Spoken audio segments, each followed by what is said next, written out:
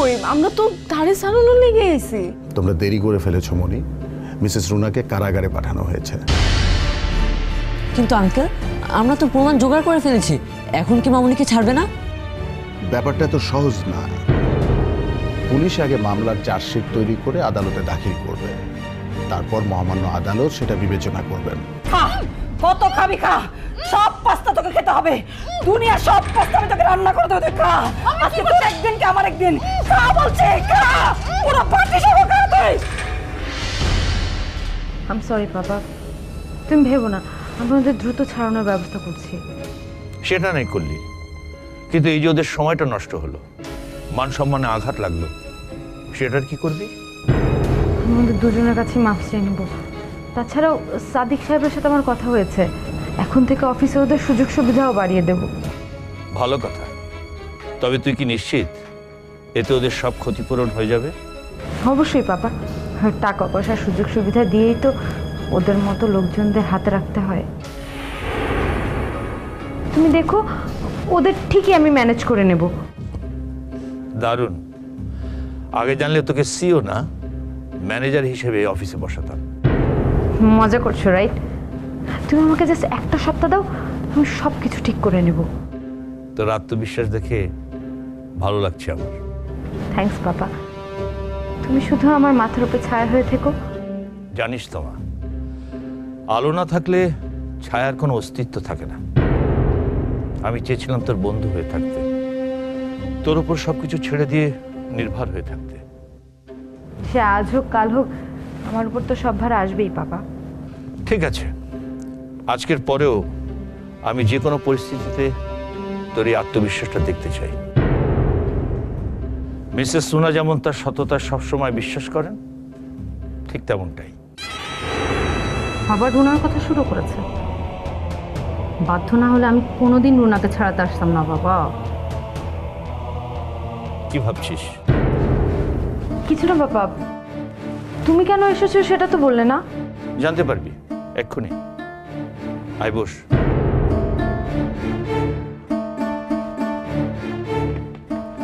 Sir আপনি please বসুন sir. Thank you.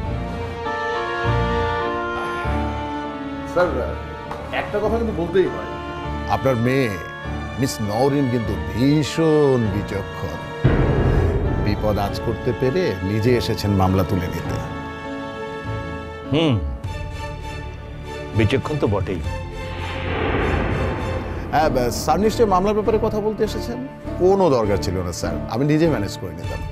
না অফিসার, আমি আগের মামলা নিয়ে কোনো কথা বলতে আসিনি। আমি এসেছি নতুন একটা মামলা করতে। নতুন মামলা? কার বিরুদ্ধে? বাবা, হেড অফিসে কোনো ঝামেলা হয়েছে? না, হেড অফিসে সবই ঠিকই আছে। তাহলে কোথায় ঝামেলা? কোনো শাখা অফিসে বা ফ্যাক্টরিতে? ঝামেলা হয়েছে তো চ্যাম্পিয়ন টেক্সটাইল অ্যান্ড ফেব্রিক্স। একদম ঠিক বলেছেন স্যার। মিসেস রুনা ছাড়া পেলেও ওখানে ঝামেলা বাকি আছে। আমার অফিস আবার কি হলো বাবা? যা আমি জানি না। অফিসার, আমি চ্যাম্পিয়ন টেক্সটাইল অ্যান্ড ফেব্রিক্সের ষড়যন্ত্র আর নিরপরাধ স্টাফদের বিরুদ্ধে মিথ্যা মামলা করার জন্য অভিযুক্তদের বিরুদ্ধে মামলা দায়ের করতে চাই।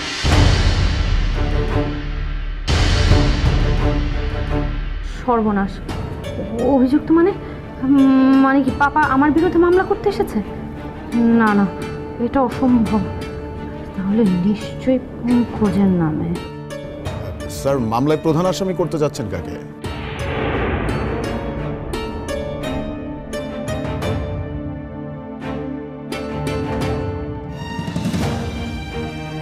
সিও নওরিন চৌধুরীকে। বাবা কি বলছেন সব? নওরিন বসো। স্যার আপনি কি রাগের মাথায়? না, আমি ঠান্ডা মাথায় সুস্থ শরীরে এসব কথা বলছি। বাবা বাবা বাবা, তুমি এটা করতে পারো না বাবা। আমাকে তুমি। অফিসার, আপনি মামলা নেওয়ার ব্যবস্থা করেন। আমাদের কোম্পানির অ্যাডভোকেট কাগজপত্র নিয়ে চলে আসবে এখন। বাবা বাবা, তুমি আমার দিকে তাকো। বাবা, রুনার জন্য তুমি নিজের মেয়েকে শাস্তি দিতে পারো না। বাবা, তুমি কি পাগল হয়ে গেলে? Shut up! পাগল আমি হইনি নওরিন। পাগল হলে এত বড় কোম্পানি আমি চালাতে পারতাম না। একটু আগে আমি তোকে বলেছি যে কোনো পরিস্থিতিতে আমি তোর আত্মবিশ্বাস দেখতে চাই। অন্যায় পাপা। আপনি কি বলেন অফিসার? নিজের মেয়ের বিরুদ্ধে মামলা করা কি বেআইনি? অবশ্যই না। আপনি মামলা না করলেও আমরা মিস নওরিনকে ছাড়তাম না। মূল আসামি পঙ্কজকে সব রকম ভাবে সহযোগিতা করেছেন মিস নওরিন, যেটা সম্পূর্ণ অন্যায়। তাহলে তো হলোই। মামলার পর আমি চাই মূল আসামিকে গ্রেফতার করে তাকে দ্রুত আইনের আওতায়। অবশ্যই স্যার।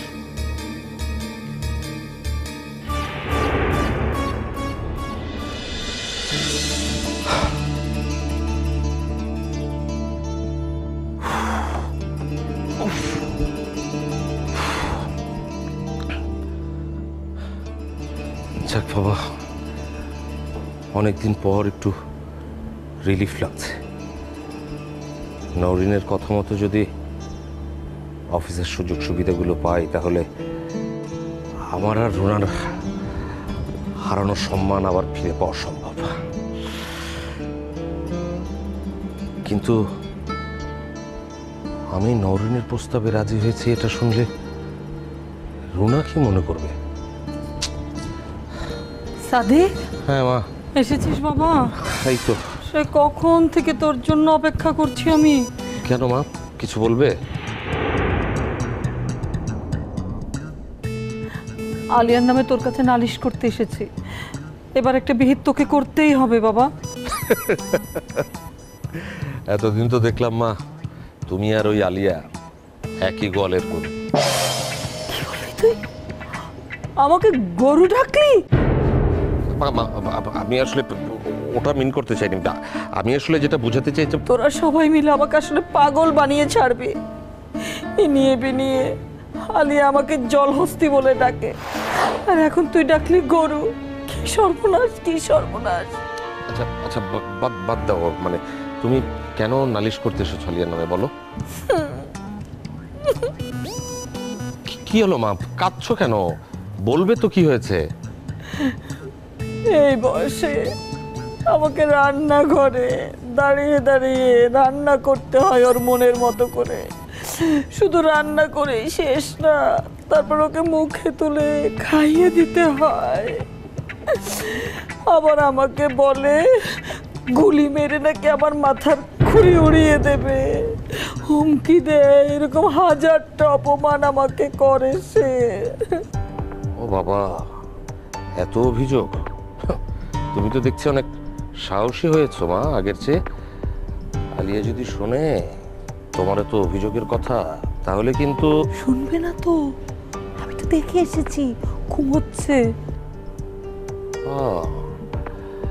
এখন বুঝতে পারছো তো মা যে অন্যের জন্য গর্ত খুললে সে গর্তে নিজেকেই পড়তে হয়। আগে তো তুমি রুনাকে দেখতেই পারতে না। আমি মানছি, আলিয়ার কথা শুনে শুনে রুনার সঙ্গে অনেক অন্যায় করেছি আমি।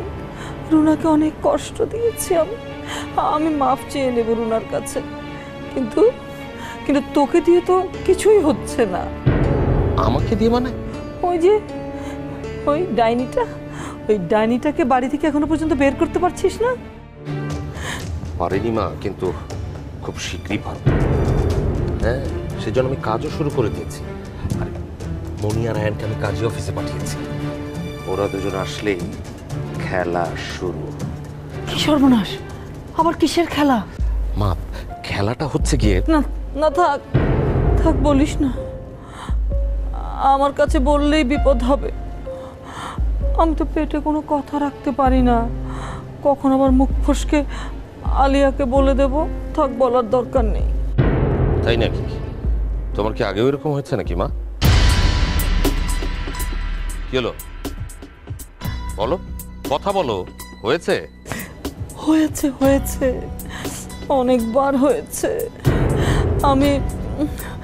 আমি তোরা রুনার কথা ওই যে আলিয়ার কাছে গিয়ে বলে ফেলেছি। মা তুমি এই কাজ করতে পারলে মা ছি। না না, আর হবে না, আর হবে না। লোভে পড়েছিলাম, লোভে পড়ে ঘরের কথা পরকে বলেছি। আর হবে না বাবা, আর কোনোদিনও হবে না সেটা। তুই আমাকে মাফ করে দিস সাদিক। মা এখন তোমার এসব মাফ চাওয়ায় টাওয়ায় কিছু আর যায় আসে না। তোমার জন্য আলির কতটা বার বেড়েছে তুমি দেখছো। কি সর্বনাশ, কি সর্বনাশ। ও বাবা, আমি তো সব অপরাধ স্বীকার করলাম রে বাবা। তুই যদি মাফ না করিস আমি তো মরেও শান্তি পাবো না রে। আচ্ছা আচ্ছা ঠিক আছে, তুমি যদি এখন থেকে আমার কথা মতো কাজ করো তাহলে আমি তোমাকে মাফ করবো, কিন্তু তার আগে না। হ্যাঁ বাবা, তুই যা যা বলবি ঠিক তাই তাই করব, বাকি কিচ্ছু করব না, আমি কিচ্ছু করব না। মা তোমাকে বিষ দিয়ে বিষ নামাতে হবে। হ্যাঁ হ্যাঁ মা,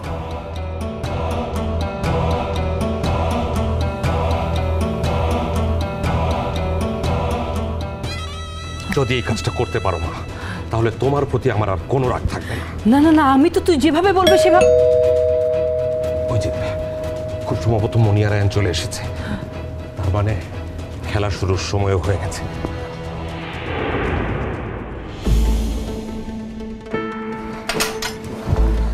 এসো তো বাবা, এসো এসো, দরজা লাগিয়ে দে। আচ্ছা, কি খবর, গিয়েছিলি কাজ অফিসে? কি হলো? হ্যাঁ, ভয় নেই, আলিয়া ঘুমিয়ে আছে, বলো। আচ্ছা ঠিক আছে, ভেতরে এসো, ভেতরে এসো। তারপর বলো কি খবর? আরে না না না, মাকে নিয়ে কোনো অসুবিধা নেই, বলো বলো কি হলো? পাপা কাজী আঙ্কেলের সাথে কথা বলে এলাম। হ্যাঁ। আঙ্কেল বলল তোমার আর আলিয়া আন্টির বিয়েটার রেজিস্ট্রি হয়ে গেছে। তাহলে তো সব শেষ হয়ে গেল। খালুজান আপনি হাল ছাইড়েন না। ওই বিদেশি খালাম্মা একটা মিথ্যা দেয়া পুরো একটা সত্যরে উল্টায় ফেলছে। খালুজান আপনি কি পারবেন না একটা মিথ্যা দেয়া আরেকটা মিথ্যা কথা সরাই দিতে? হ্যাঁ হ্যাঁ, ওই যে কাঁটা দিয়ে কাঁটা তোলার মতো, তাই না রে মনি? কিন্তু কিভাবে কি করবো রে মনি? তুমি পারবে পাপা, আমার কথা ভেবে, মামুনির কথা ভেবে তোমাকে পারতেই হবে পাপা। আমার কথা একটু ভাবিস বাবা। হ্যাঁ মা, তোমার কথা ভাবতে গেলে তো আগে আসে মাথায় টাকার কথা। ছি ছি মা, আমি ভাবতেও পারিনি তুমি এমনটা করতে পারবে। খালুজান আপনি দাদিজানের কথা পরে ভাবেন, আগে ভাবেন এখন কি করুন যায়। আচ্ছা ঠিক আছে, আমি তৈরি, শুধু একটা জায়গায় বদল আসবে, কেমন? আয়ান, তোমাকে যে দায়িত্বটা দিয়েছিলাম এখন থেকে সেটা পালন করবে মা। দাদু ভাই, কিন্তু তার উপর আমার কোনো ভরসা নেই। ভরসা করতে হবে আয়ান, দরকার হলে দূর থেকে তোমরা মাকে পাহারা দেবে, কিন্তু তোমার আর মনির ভুলেও আলিয়ার সামনে যাওয়া চলবে না। তোমরা ভুলে যেও না, আলিয়া কিন্তু খুব ভয়ঙ্কর একটা মেয়ে।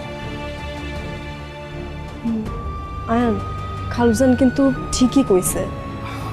ঠিক আছে, আমি তাহলে ওপরে যাচ্ছি, কেমন? আয়ান, আমি তাহলে এই খবরটা বিদেশি খালাম্মার যায় দেই। মনি, তুমি গেলে আলিয়া আন্টি অনেক সন্দেহ করবে, কারণ সে ভাবছে ওই ড্রাইভার আঙ্কেলটা আমাদের দুজনকে বন্দি করে রেখেছে। ঠিকই তো। শোনো, তোমাদের যাওয়ার দরকার নেই, তোমরা দুজন লুকিয়ে পড়ো, আমি আলিয়াকে ডাকছি। হ্যাঁ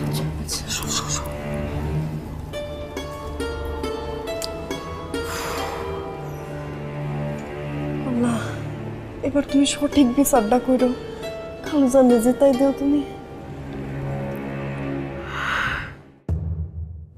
আর একটা কথা অফিসার,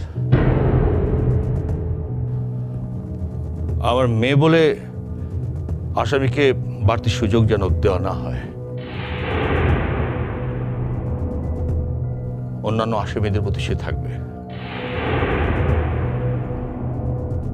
সর্বনাশ, পাপা আমাকে থানায় রেখে যাচ্ছে। যেভাবেই হোক পাপাকে থামাতে হবে। পাপা, পাপা তুমি আমার সাথে মজা করো না, আমার কিন্তু এসব একদম পছন্দ না। আমারও তো অনেক কিছু পছন্দ না। এসব ভাবে তুই কিছু করেছিস? করিসনি। ছেলেবেলায় কথা না শুনলে তোকে যেমন শাসন করতাম, আজও তাই করছি। তাই বলে তুমি মামলা করবে আমার নামে? হ্যাঁ, বড় হয়েছিস, বড় ভুল করেছিস, তাই শাস্তিটাও তো বড় হতে হবে, তাই না? পাপা, পাপা লুক এট মি। আমি তোমার মেয়ে নওরিন, যে মেয়ে আদর ভালোবাসা বোঝার আগেই তার মাকে হারিয়েছে, যে মেয়েকে তুমি এত কষ্ট করে বড় করেছো, তুমি সেই মেয়ের বিরুদ্ধে মামলা করতে পারবে পাপা? যে নওরিনকে আমি মেয়ে ভাবি, তার বিরুদ্ধে আমি কোনো মামলা করছি না। মানে যে নওরিন স্বার্থের জন্য তার বাবার অনেক কষ্ট করা প্রতিষ্ঠানে আগুন লাগাতে পারে, প্রতিহিংসার জন্য দুজন নিরপরাধ মানুষকে জেল খাটাতে পারে, যে স্বার্থের জন্য ন্যায় অন্যায় ভুলে যায়, আমি তার বিরুদ্ধে মামলা করছি। পাপা আমি সরি বলেছি তো, এরপর থেকে আর এরকম হবে না পাপা। হবে, কারণ তুই শাস্তির ভয়ে সরি বলছিস। এখনো দুইজন নির্দোষ লোকের জেল খাটার ব্যাপারে তোর ধারণা টাকা সুবিধা পেলে তোর অপরাধ মাফ হয়ে যাবে। আমি চাই তোর এই ধারণা পাল্টাক, বদলাক। তার জন্য তুমি আমাকে যে কোনো শাস্তি দাও, আমি মাথা পেতে নেব। কেন? সিও হয়েছিস বলে কি তোর শাস্তিও আরামের হবে? থানা পুলিশ তো আমি করতে চাইনি, করেছিস তুই। শাস্তিও তোর আইন মোতাবেকই হবে। সরে যা। পাপা, তোমার কি আমার প্রতি ভালোবাসা একটুও বাকি নেই পাপা? আমাকে এবারের মতো মাফ করে না, দাও। তুই আমার মেয়ে, তাই বাবা হিসেবে তোর ভালোবাসার জায়গাটা চিরদিন এরকমই থাকবে, যদি তুই শাস্তিটা মেনে নিতে পারিস। প্লিজ পাপা, প্লিজ আমাকে ফেলে যেও না। আমি এই নোংরা জেলের মধ্যে কিভাবে থাকবো পাপা? তোমার কি এসব ভেবে একটুও কষ্ট হচ্ছে না? অবশ্যই হচ্ছে, কিন্তু আমি ভুলে গিয়েছিলাম সন্তানকে শুধু ভালোবাসলেই হয় না, প্রয়োজনে তাকে শাসনও করতে হয়। সেটা করতে পারিনি বলেই হয়তো আজকে আমাকে এই দিনটা দেখতে হচ্ছে। আমি এখন বুঝতে পেরেছি বাবা, কেন তুমি নিজের মেয়ের বিরুদ্ধে মামলা করার মতো জঘন্য কাজ করতে যাচ্ছ। কেন তোমার মাথায় কোনো যুক্তি কাজ করছে না? মানে মিসেস রুনা, আমি মিসেস রুনাকে জেলে পাঠিয়েছি, সেটা তুমি মানতে পারছো না। সেটা সত্য তুমি নিচ্ছ আমাকে জেলে পাঠিয়ে, তাই না? শাসন কোনো প্রতিহিংসা না, পিতৃত্ব কোনো প্রলোভনের কাছে ছোট হয়ে যাওয়া জিনিস না। এই বিষয়টা তোর মাথায় ঢুকবে না। কিন্তু তোমার মাথায় ঢুকে গেছে, তোমার রুনার চোখে হিরো সাজতে হবে। তাই বাবা হিসেবে সম্মানের জায়গাটা তুমি নষ্ট করে দিচ্ছ। একে বলে বুড়ো বয়সে ভীমরতি। ও অ্যাডভোকেট সাহেব, আপনি চলে এসেছেন? কাগজপত্র সব নিয়ে এসেছি। যান, এই মুহূর্তে নরেন চৌধুরীর নামে মামলা করেন। স্যার, বিষয়টাকে আরেকবার ভাববেন। এই মামলাতে কিন্তু জামিন পাওয়া খুব কঠিন।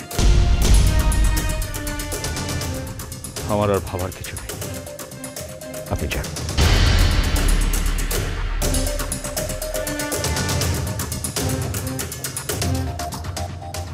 আসুন মিস নরিন।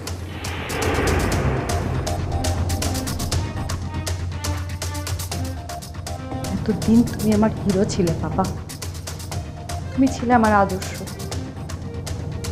কিন্তু এখন আমি তোমাকে ঘৃণা করি। I hate you, পাপা। যতদিন আমি বেঁচে থাকবো, এই ঘৃণা বেঁচে থাকবে ততদিন আমার ভেতর। হ্যাঁ থাক, কষ্ট করে আর বসতে হবে না, সরাসরি হাজতে চলে যান। চ্যাম্পিয়ন গ্রুপের চেয়ারম্যান মিস্টার জালাল চৌধুরীর দায়ের করা মামলায় আপনাকে গ্রেপ্তার করছি। এই এদিকে এসো, ওনাকে হাজতে নিয়ে যাও।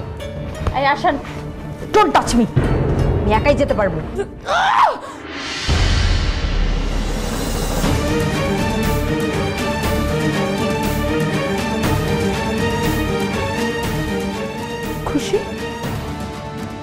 ও বাবা, এ তো দেখছি সবজি কাটার মতো করে হাত কাটছে।